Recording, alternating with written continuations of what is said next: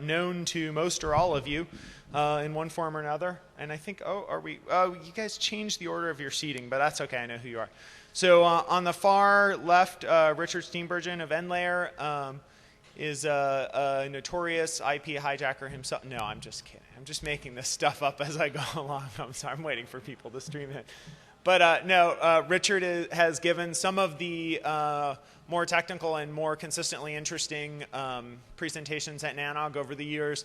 They're a gold mine of history in the archives. His presentations are always valuable for years after the fact.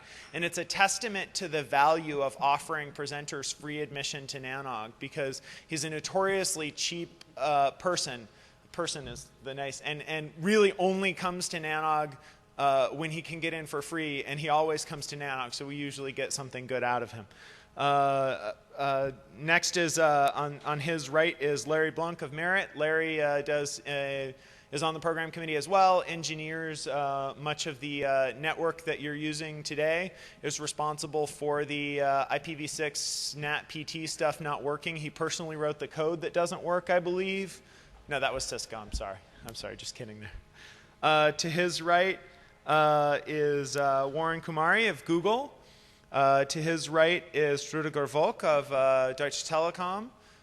He's prepared to take all manner of questions about their peering policies and the total amount of traffic to the /10 that bothers you guys so much. There'll be detailed discussions about that, I'm positive.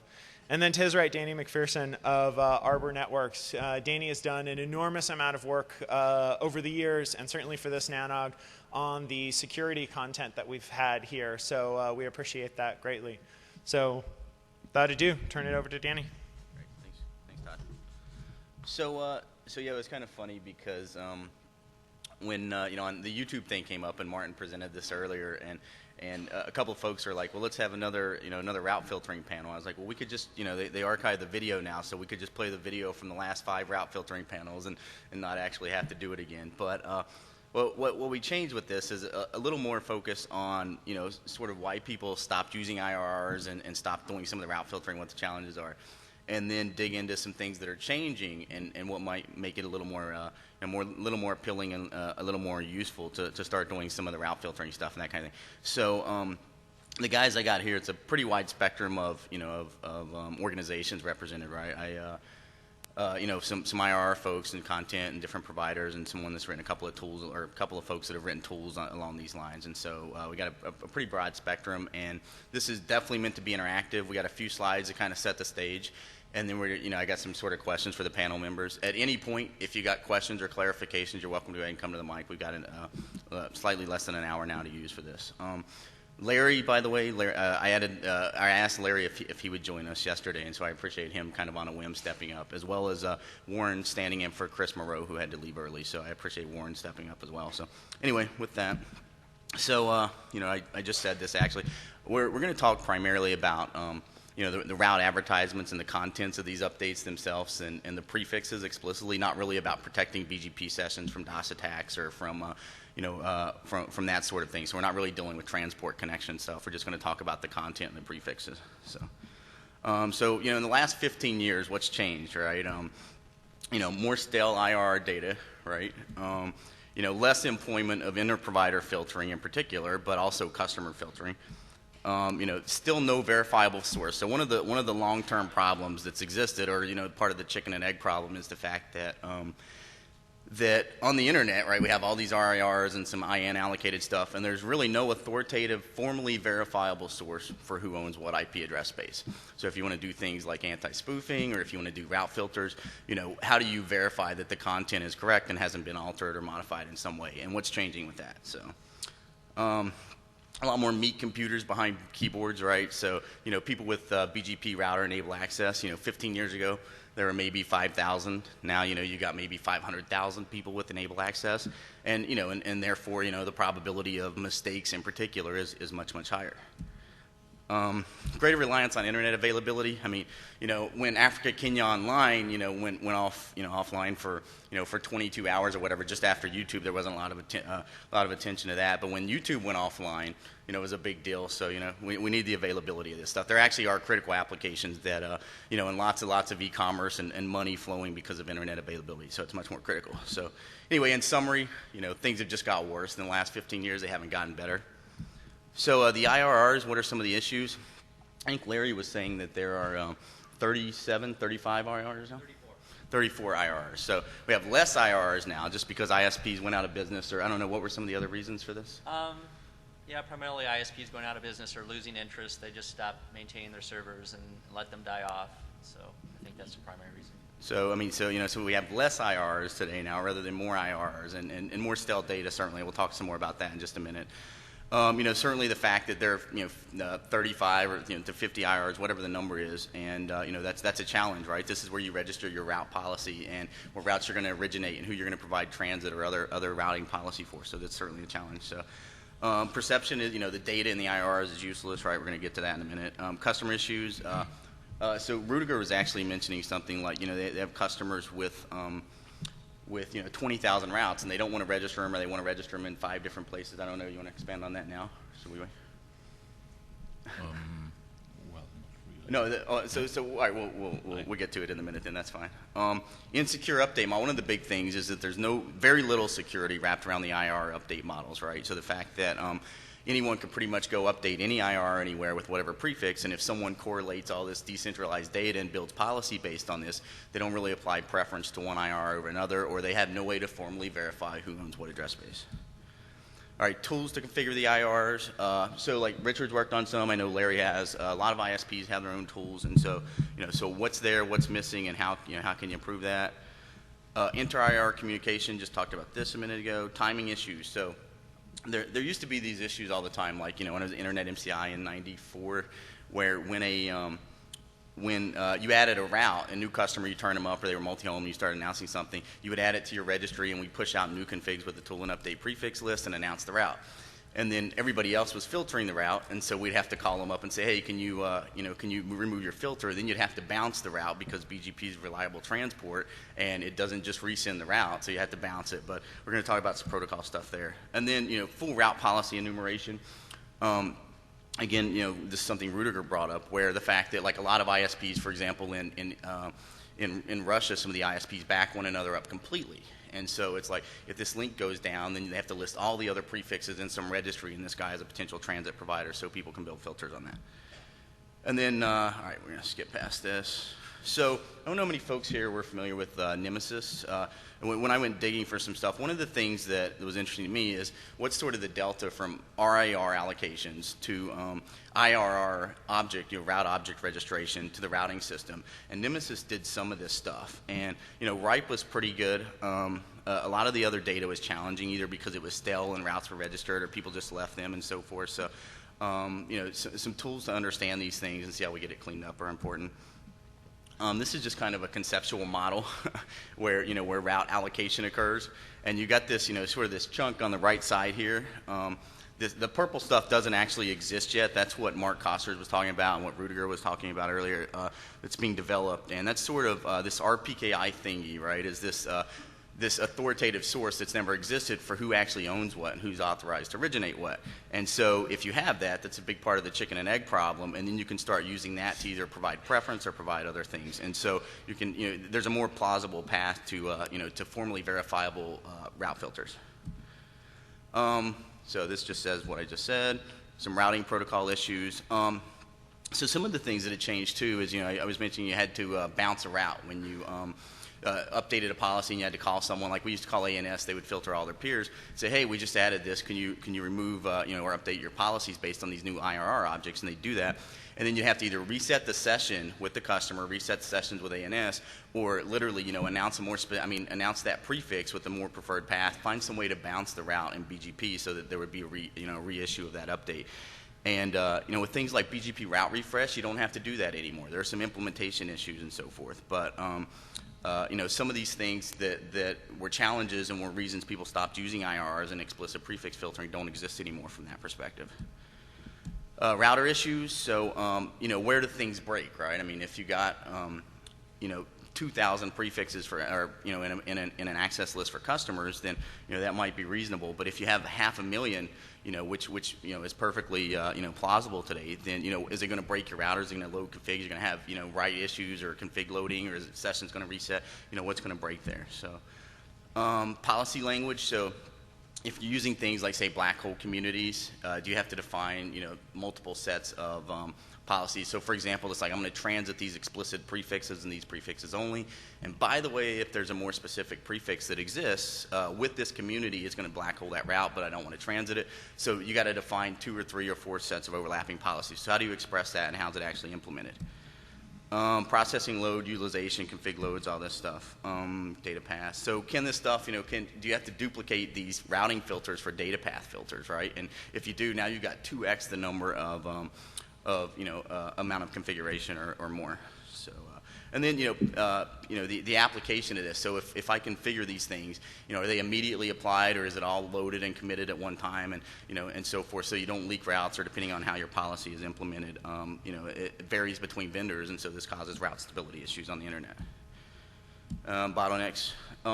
Richard actually mentioned, I left this placeholder in here, but you mentioned a slide. I don't know if you want to talk for a minute, but I think Tom Scholl had a slide a couple of nanogs ago, or a couple of years ago, that said something about where routers broke, and some of the testing that he did. And it's important to understand, right, because there are all these different touch pieces, and it's like if you're going to actually implement prefix filtering, then where are the gating, the gates at. General filtering. All right, I'm going to skim past all this because I'm doing all the talking.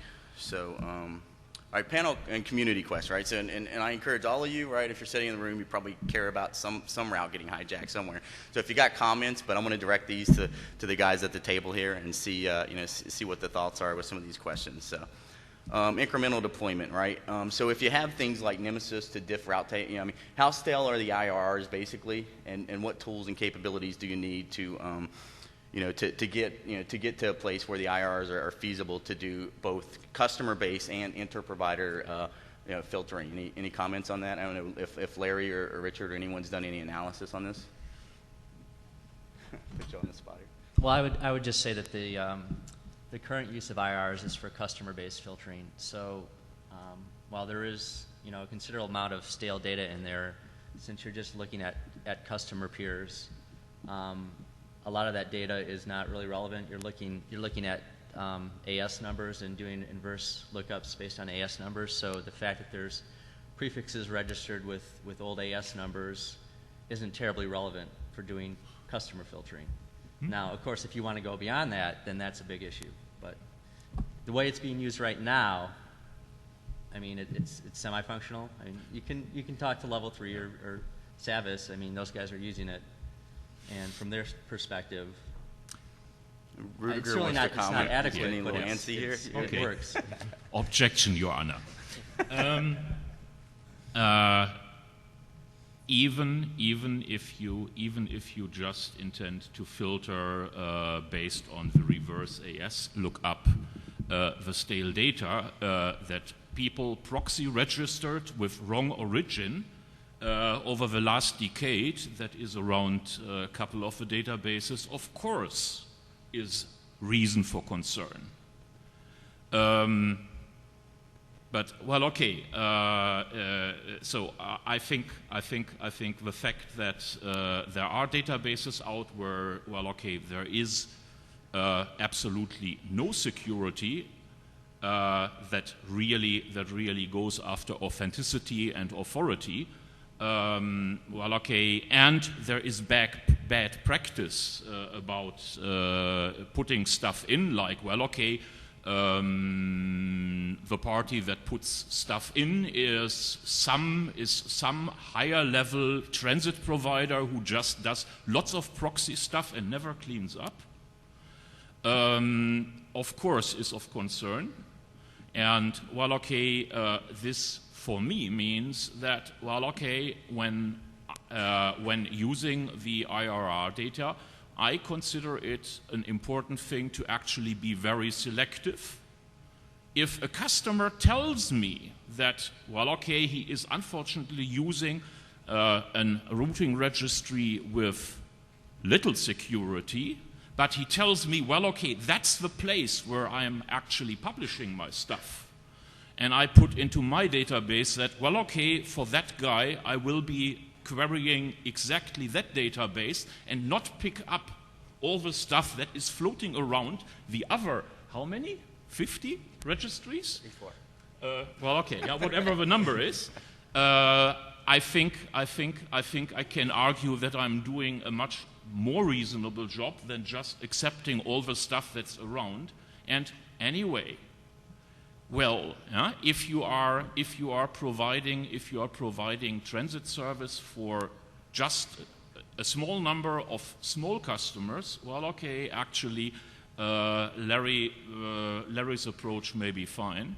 But, well, okay, if you are someone like PCCW, did they occur in recent slides?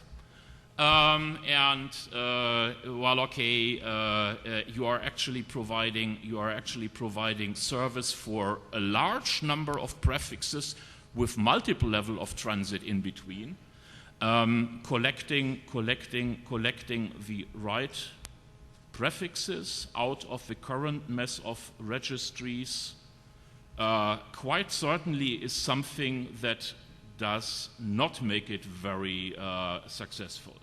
Okay, so I don't know, Richard, yeah, you want to comment on this one? So I haven't actually done any analysis on how much stale data is out there, but in my experience, there's a lot of stale data. And it comes from multiple sources. It comes from things like companies that have been defunct that used to have some IP space, had it registered, and the IP space has now been reclaimed, reassigned to somebody else. There's still registrations for that.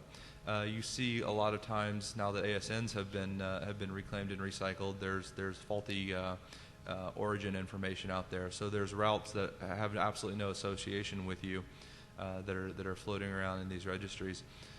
And probably the biggest one that I've seen is people that don't clean up their AS sets. So, for example, you might have a large network who has customers, and these people, they're motivated to put data into the system. No one complains when the prefix list allows too much. People complain when the prefix list doesn't allow enough.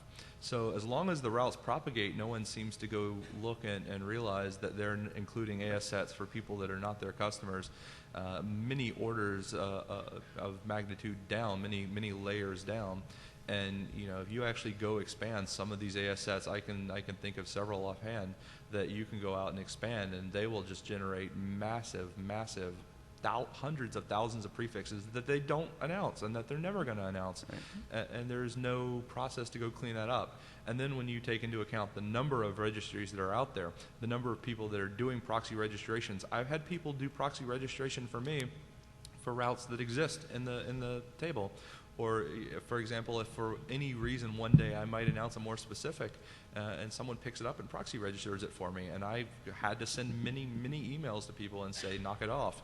There's a lot of people that don't know that things are being proxy registered for them, don't know that things are being proxy registered 4 or 5 times, and there's some people that will proxy register without actually checking to see if the route exists there or not. So you literally will find all these different ISPs, especially many of them running their own IRR servers that go out and just populate data however they willy-nilly want, and there's no accountability for that data. Go ahead, Todd. You got a question? Hello. Okay.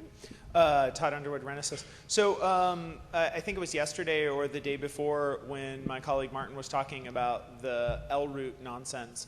One of the things he proposed, not in very great detail, was that the root server operators operate a very small IRR for the root prefixes, which would contain the routing policy for what AS should. I mean, we found it surprisingly difficult to find any official documentation, i.e. we never found any official documentation on what ASs should originate which root prefixes, right, and what are the authorized upstreams or peers or left-hand side ASs for those.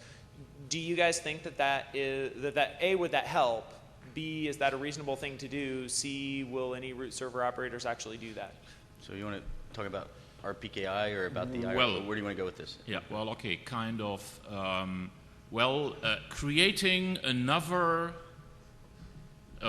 going from n registries to n+1 where, well, okay, this new one is supposed to be, well, okay, having really nice data and well cared for.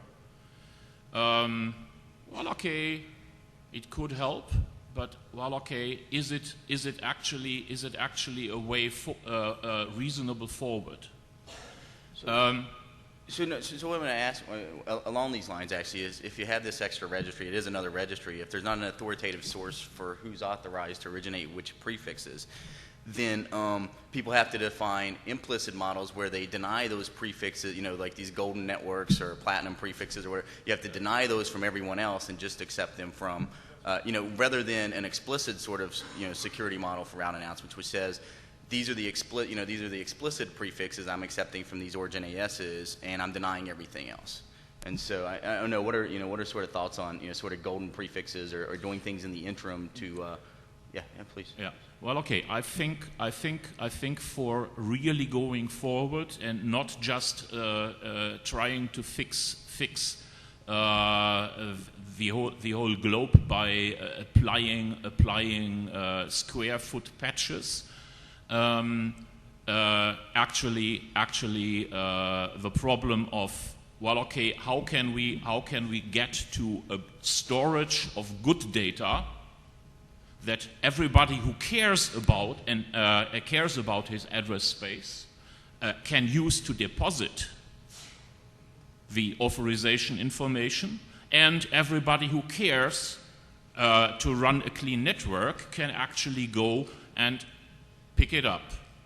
And assuming we would have such a storage, well, okay. Actually, what Danny was saying is gets possible, namely to actually do root origin validation by filtering even between the higher tier peerings. Now, of course, if all the 100,000 routes that really should be in the routing system get registered, we'll put some strain on the routers and the router configuration in particular, but well, okay, that's not going to happen this fast. Right.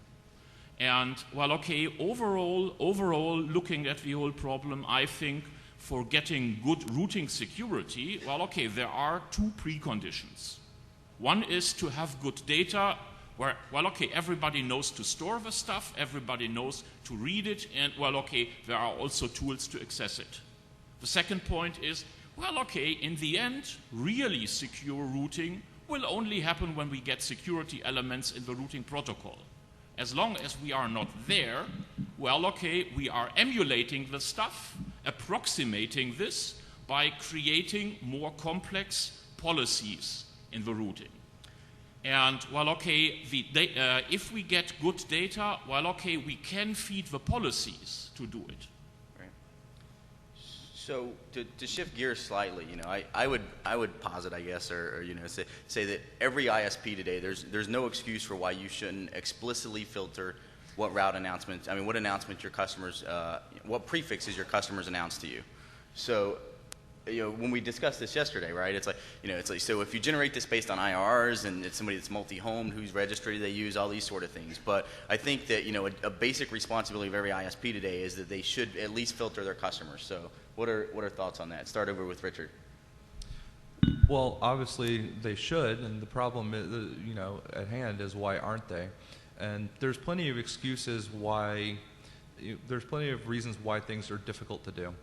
At the end of the day, the answer is you have to do it. You must do it, no matter how hard it is. And if there's a problem with doing it, then that's a problem you need to solve. But at the same time, I can name any number of networks out there who are both my peers and in one case even a transit provider who doesn't prefix filter me. They max filter me. I could announce anything I want and probably get it propagated right now. And that's probably true for a lot of people in this room. Yep. So, Larry, you have any thoughts on that from? Well, I think it's clear that some of the tools out there are far too complex. The IRR tool set, to name one, it requires quite a bit of effort to get that set up and working. and the registry systems are fairly complicated. For the RADB, we have a web front end, but it's still more complex than we'd like it to be, and I'm sure that more complex than our users would like it to be. And part of the issue is we're not really sure where IRRs are going, and we haven't really gotten a lot of feedback. And 3 or 4 years ago, people were fairly certain within Merit that they were going to die off, that this SOBGP and SBGP stuff was going to come out, and people weren't going to use IRRs anymore. So there wasn't a lot of investment put into the RADB or the IRR system. So I think there needs to be some decision going forward. Do we want to continue to use IRRs on an interim basis? Should there be our pricing right now for the RADB, we do charge $250 a year, but that's just for keeping the servers up, maintaining the software. It doesn't allow a lot of development in terms of user interfaces and things like that. So, we could increase the fees, but then you're going to lose customers. So it's not really going to bring in much revenue if you want to do enhancements.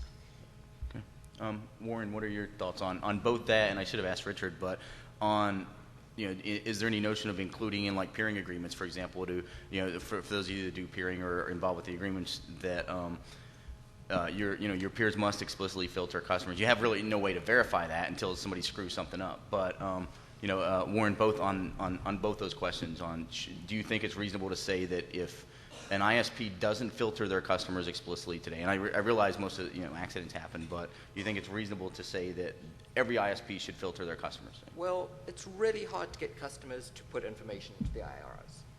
And registering the information for them, sort of proxy registering, doesn't really gain you anything. Because when a customer calls up and says, this is my space, there's no way to validate that it really is their space. This used to belong to this friend of mine. He gave it to me. It's my space now. I can register it.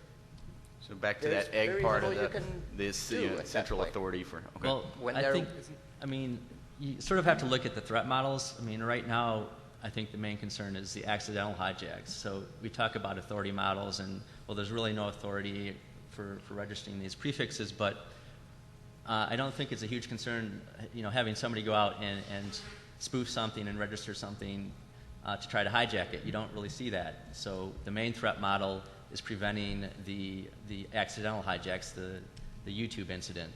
Sure, but you don't see. So to say, we can't register, or we shouldn't register because there's no authority model, I think that's kind of dodging the issue at this point. Once you get to the point where you have more registrations and a better system, then we clearly need to focus on that. But I don't really see that as a valid excuse for not registering. That. So Richard, do you have from a computer scientist point of view? People are horrified by this, but if you're just looking at preventing those accidental hijacks, it will prevent those. Well, I'll tell you, I've never had a single customer of mine come to me and say, well, I'm not going to register IRR because it's not really that secure anyways. They say, I'm not going to register an IRR because what the hell is this and how do I use it? Right.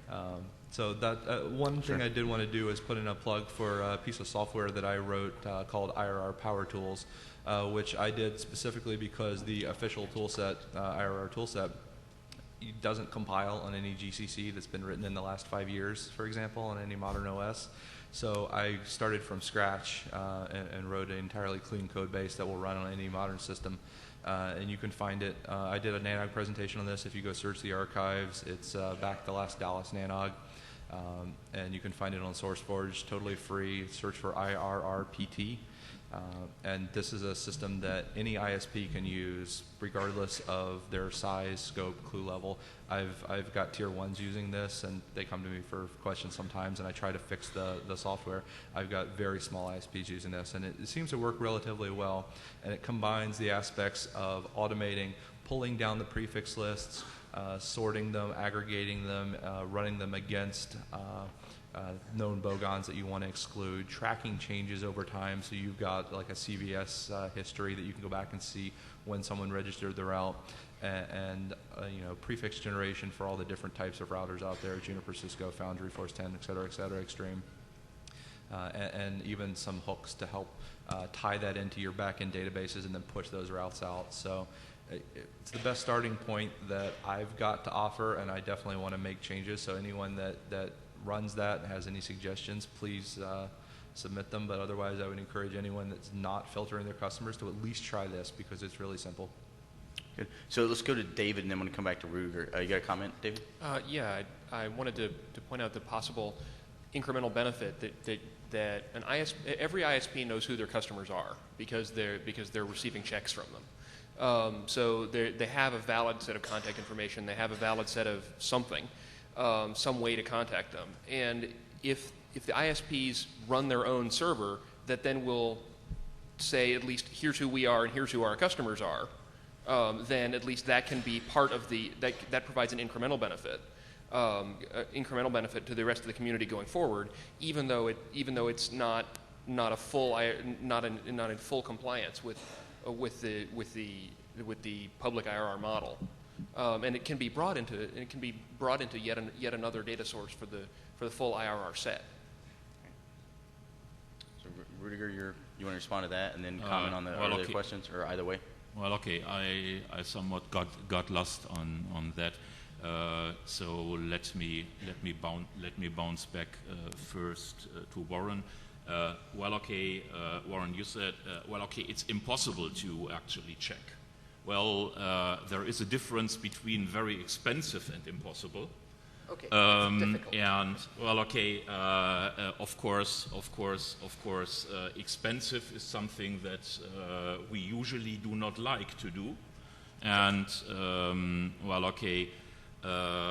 the more interesting thing is, can we actually enforce that really things get registered? And if someone actually has his own address space that he obviously is using PI, actually we have to tell the community that running PI has its cost. And actually, if you want to run PI and be secured from hijacking, you actually have to pay the cost. And if you are a dentist and have your expertise in a different field, you may need to actually get someone who for a charge or whatever actually takes care of the thing. So within my environment, actually, I'm kind of used to say, at least, our main focus is still on the European market. There, it actually works to tell someone who comes up and says, please route this address space. We tell them, get it. We will be fine if you prepare the authorization within the RIPE routing registry so that we actually have it registered. And if this is not possible, it's not possible to get it routed. I am back in the back office as an architect, and I'm quite happy. We have other departments that do the front-end handling of customers, and obviously, providing a helping hand in some way there may be a very important requirement for the current situation and very likely for any upcoming new situation. Okay, so far for the checking of authority. Things get really interesting with the authority when you actually have multi-level of customers. And that may be actually one point for Dave. I may know my immediate Russian customer, but what the hell do I know about all the Russian providers that obviously are providing mutual transit for fallback? I have no way to deal with it unless on the leaf of the whole structure things are registered. And if that happens in a way that I can pull out, I can install filters, and doing the filters comes with the cost of having the right tools, making them operational, and actually using them. Okay, other topic.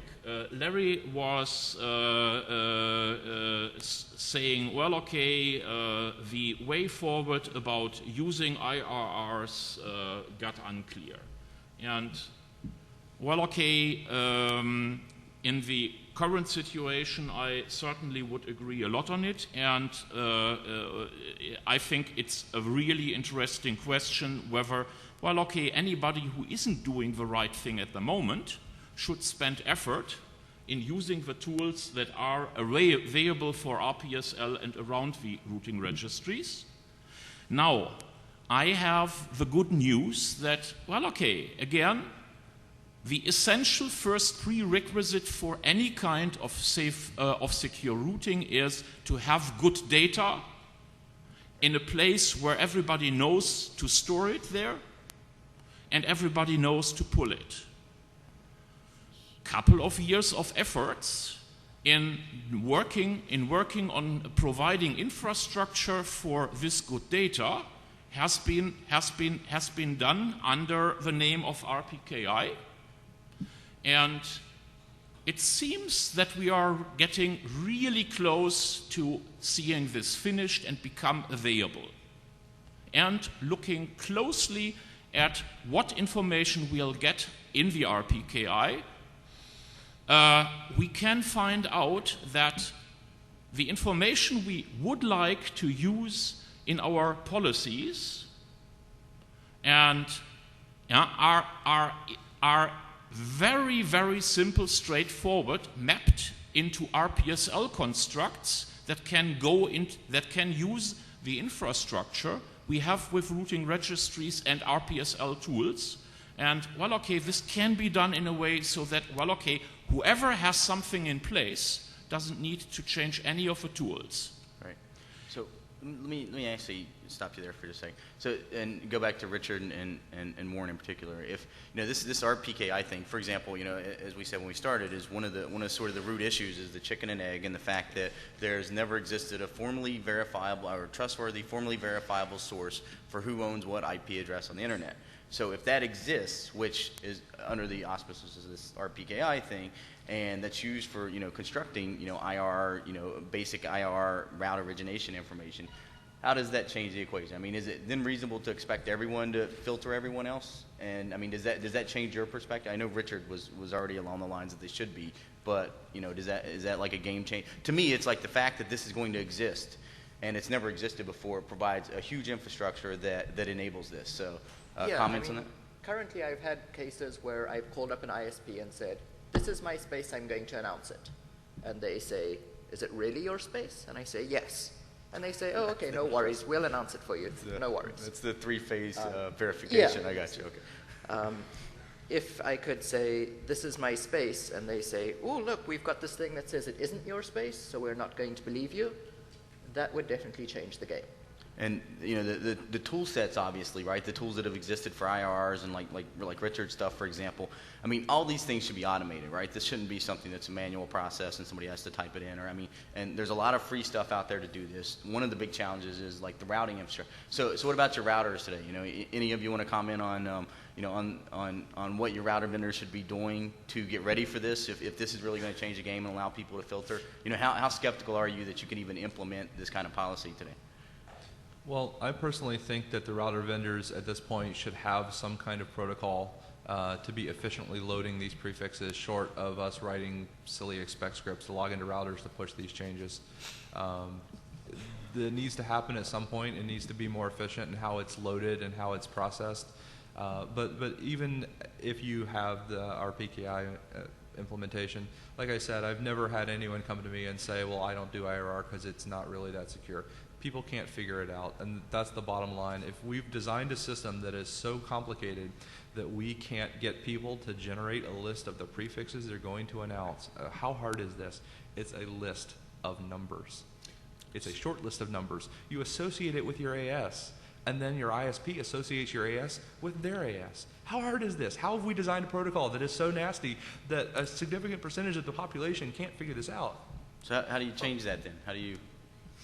I mean, that's one of the fundamental issues. If people aren't going to implement based on this, then how do you change that expectation? I think the problem comes from we've written a policy language that allows you to specify anything and everything, and it's so complex that no one's willing to take on the challenge of handling any part of it because they have to handle every possible case of it.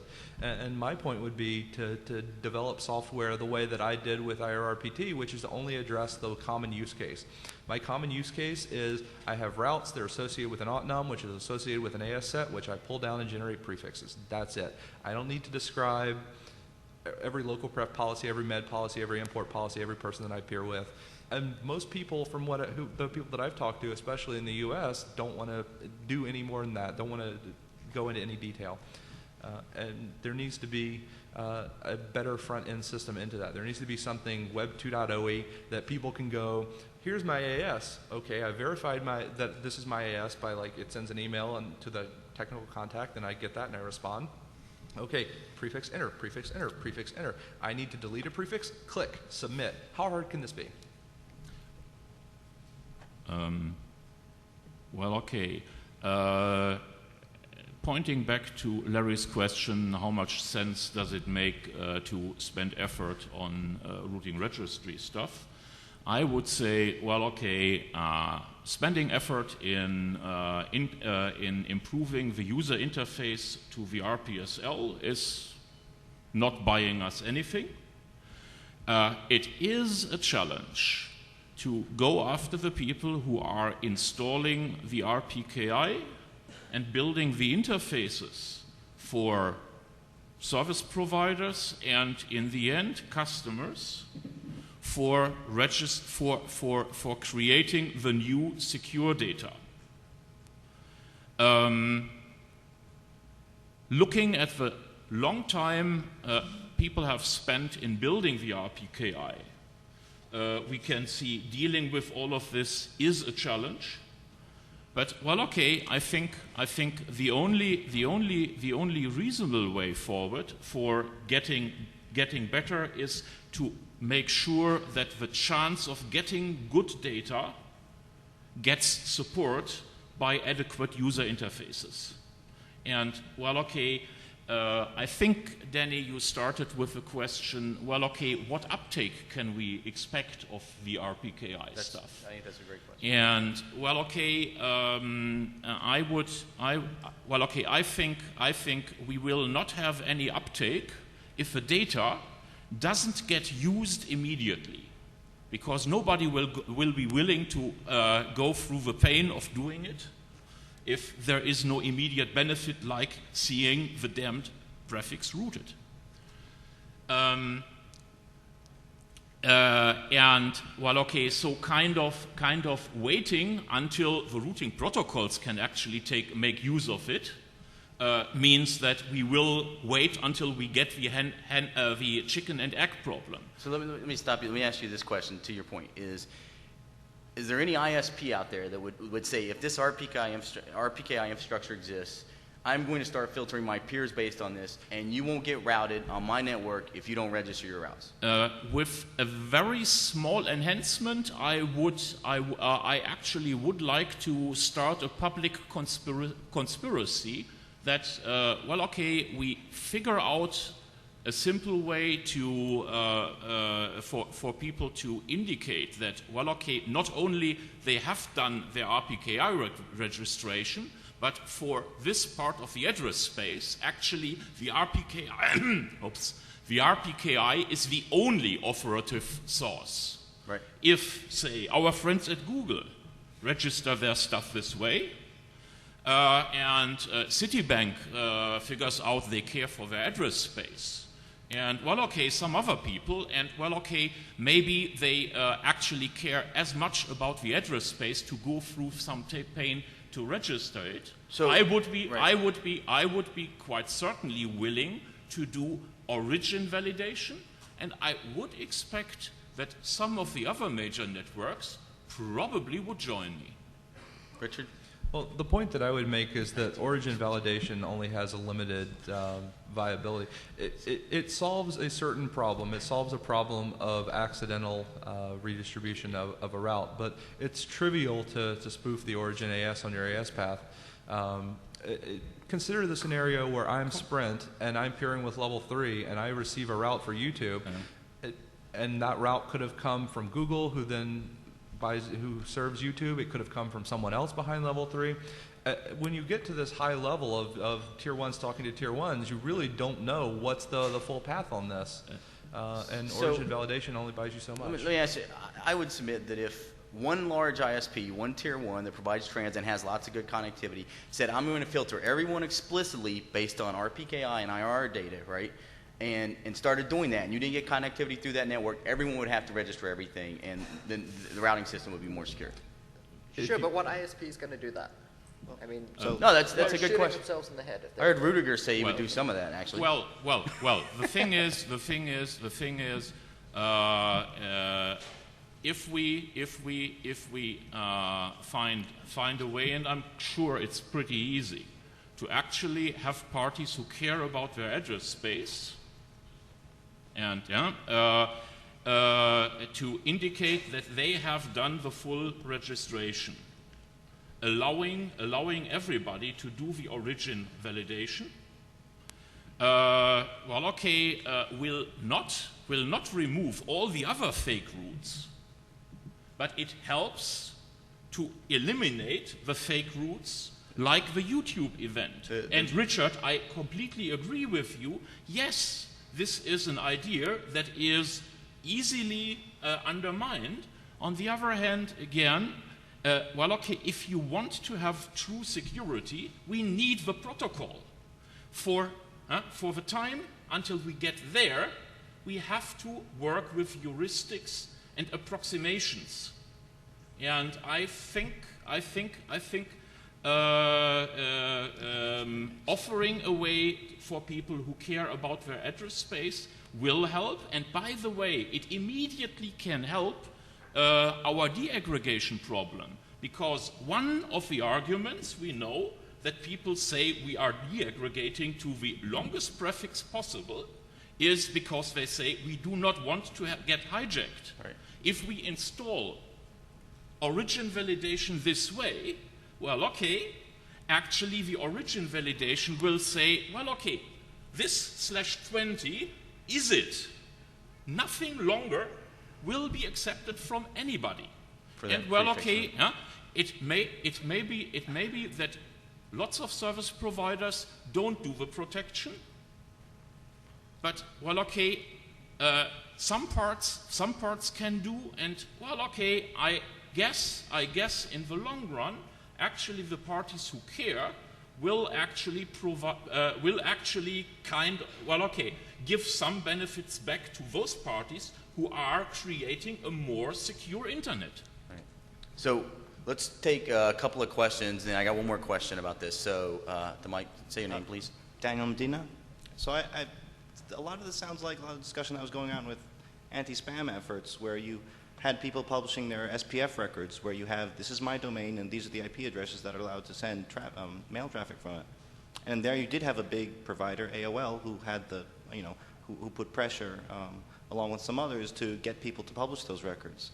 And maybe one interesting feature there was that you had the option of, you could have a soft fail and a hard fail, where when you're publishing your information, it's informational or it's absolute, right? And then you use that as a weight to decide what you want to do. So that's one of the things actually sort of illustrated in this diagram, is that you apply preference, be it some local pref thing or something else, to folks that have registered their routes, and you can verify based on that. So I agree. I agree with the analogy you're making. And in my mind, it takes one of the big ISPs to step up and say, I'm going to, once this infrastructure is in place, I'm going to make sure I have the tools and mechanisms, and I'm going to filter because my customers are going to be more secure. And if I filter you based on, if bilaterally we engage in this filtering, and you're more secure and I'm more secure from that, there's incremental gain in this. And so the headway that was made there makes me wonder, was spam more serious than route hijacking, or why, why is the lack of traction? That's, it could partly be the tools, because absolutely. you publish MX records, so publishing a text record isn't such a big headache. but advertising routes, you don't actually have the tool infrastructure to, to publish your information easily. So, I don't know, a comment. Let's be brief with comments because we got about 10 minutes left, and I want to take these last two questions. But let's, Ruediger, Warren, somebody want to respond to that? No one's touching. Let's. Go ahead. Yeah. If the question was, well, okay, do we have a way to actually publish the good information? Yes, the RPKI will be the way. And we know how to translate the RPKI thing so that we get it available for reading by the existing RPSL-based tools. I agree. Okay. Question over there. Your name, please. Sriram from NIST. We are doing a project at NIST currently where we are looking at both registry data as well as trace data from route views and RIPE-RIS. I just want to emphasize the importance of completeness and consistency in the registries. We are looking at that data from the point of view of how algorithms would perform. Earlier today, PGBGP was mentioned, FAS was mentioned, and Nemesis was mentioned. So we are taking all those different kinds of algorithms and doing some enhancements on them, and also looking at a hybrid algorithm which makes use of both the registry data and also the historical data. So what we are finding is that, yesterday I gave a talk, incidentally, in the R&D session. The topic was BGP anomaly detection and robustness algorithms. So the primary thrust in the talk was to be able to do the prefix origin validation. And in order to do that, what we find is that even the best of the registries, for example, RIPE, RIR, and IRRs, if you look at, we looked at 6 months worth of history data and took all the prefix origins from there. And if you ask the question, what percentage of them are registered, and first of all, what percentage of them are stable and what seem to be unstable, based on a 48-hour stability criteria, we determined that 92% are stable and about 8% are unstable. That will vary depending on what data you pick, but the key point I want to make is once you they separate that into stable and unstable prefix origin pairs, and then you look at the registry, RIPE IRR and RIR being pretty good registries, better than the rest of the registries. Okay. So we went to that, and basically what we find is that the stable prefixes, 75% of them are registered and 25% are not registered. And if you look at the unstable prefixes, can you wrap it up? Yes, sure. Okay. If you look at the unstable prefixes, they're like about 10% of them are registered. So variety of. So I think this is really interesting data, and it's going to be important when people start doing policy on this. So if you have pointers or something, maybe to Nanog list or the like. But I think this is really interesting because before people implement policy and drop clauses or whatever based on this data, then they're going to have to understand what the what the characteristics of it. What are they going to break if they employ policy like this? So I think that's really important. So yeah, I think it will help the RPKI, and anything that can be done to improve the quality of the registries will greatly help these algorithms. Great, thanks. Thank you. So Brian, you get 30 seconds to make your point, and then Tony. 20 seconds. Or ask your question, whichever you like. Local preference. I'm Brian Dixon. Local preference is a very powerful tool, and it provides a great level of granularity, 250 plus levels of granularity. If instead of filtering out to completely drop, a number of different levels of local preference could be applied, where the best is RPKI, the next best would be RIPE, et cetera, based on where filtering information comes from. If everybody were to do that right now, and based on even empty filters, if it falls through to the end, and you just simply lower the local preference, that creates an incentive for everybody to register, because registering at anywhere will provide some kind of defense against leakage or hijacking. Because if it's being leaked and it's not matching a registration, it gets lower local preference throughout The one argument to that is that if it's a more specific, but I agree in general with you, if it's the same prefix length and it's leaked, I completely agree with that. And that's actually what some of the RPKI stuff is like, that's what this is meant to illustrate actually, is you provide preference to these other routes. So I think it's a great point to illustrate. And, yeah, adding on to the filtering, possibly where there is a filtering entry to deny more specifics. Yeah. Which good is point. one Good place point. we drop, and obviously get rid of bowguns. Sure. So one quick comment about the performance impact on routers. You know, if you're no longer talking about generating a prefix list, you're now talking about generating an AS path filter list. You need to consider the performance impact of this because you're now basically doing a regex match. And yes, you can optimize that and you can tokenize the value out for some level of matching for the origin AS, but right now that isn't done. And if you end up trying to match many thousands of routes with an AS path filter on many peers, you're going to destroy your routers currently. Tony. Just on a also pragmatic note, how big are the biggest prefix filters people have now, and have they encountered customers with more prefixes than they could make into a prefix filter and work? So I think the question, what are the largest filters anybody's deployed, and have you ran into any deployment problems or implementation problems because of the size of those? Well, I think we are actually filtering all customers and, the smaller peers, including some US peers that are even in the room. We have prefix filter lists of a couple thousand lines. When router vendors create new software, once in a while they don't keep in mind that actually filter lists of this size happen, but they hopefully learn quickly. Yes, there are cases where it doesn't really work. I can tell you it would not be possible to build a filter for us. Of course, doing a filter for Sprint or level 3 wouldn't make any sense, except the negative filter of saying something like the origin validation. I think Brian, go ahead. I was just going to comment on biggest filters. Back when I was at Telglobe, we built a filter for 701 as well as for Sprint. Is this like an order of magnitude? Is it 10,000, 100,000? 50 to 100,000. In routers you had at the time? Yeah, 7600s, 7500s, and GSRs.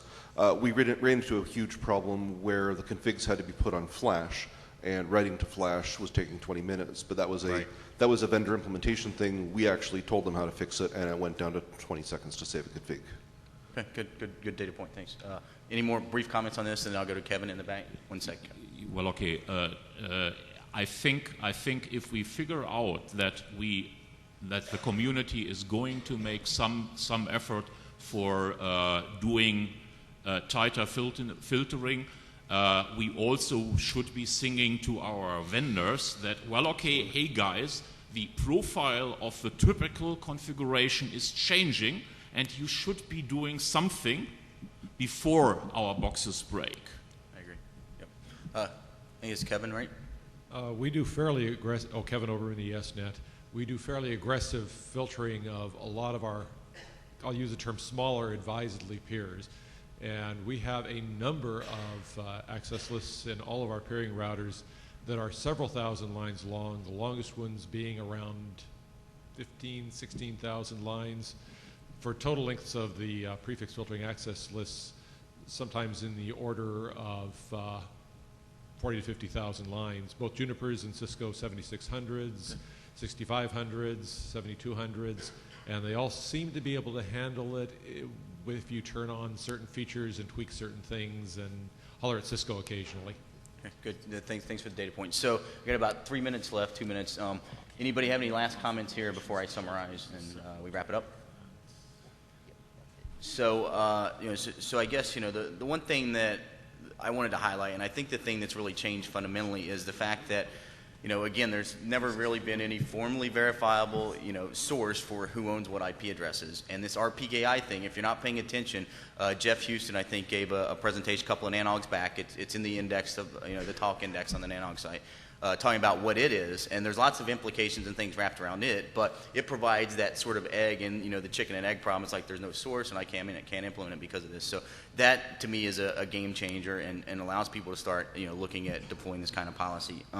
The router vendors, I think that they're gonna have to pay attention, and there's gonna be a lot of infrastructure out there that's not gonna be able to do this for a while. And then, the other thing is the ISPs really have to step up. The fact that some don't filter customers today, to me, doesn't seem like something, I don't think there's a viable excuse for that. I know mistakes happen, and those happen on the backbone side, so it doesn't matter if you're filtering customers or not. And, that also has the implicit side effect that you trust the rest of the internet, and their route announcements to you more than you trust your customers, so you're explicitly filtering your customers. So anyway, I think that there's a lot to be done. I personally would love to see a big ISP invest some time in this, like Deutsche Telekom and some of these folks are obviously very involved with this. I know Ruediger and others have been, and say, I'm going to start filtering peers based on, explicitly based on this data because this infrastructure is going to exist. Obviously, there's a lot of stepping stones to that and a secure routing protocol, but given that the infrastructure is going to be there, you guys should all be paying attention. So, any final comments from anyone? Yes.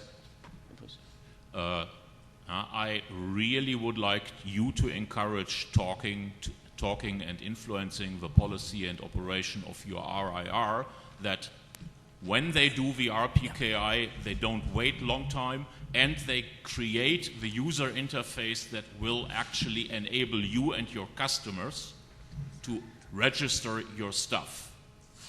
That's going to be difficult, but it seems to be about the only way for getting good data and helping us out of the mess.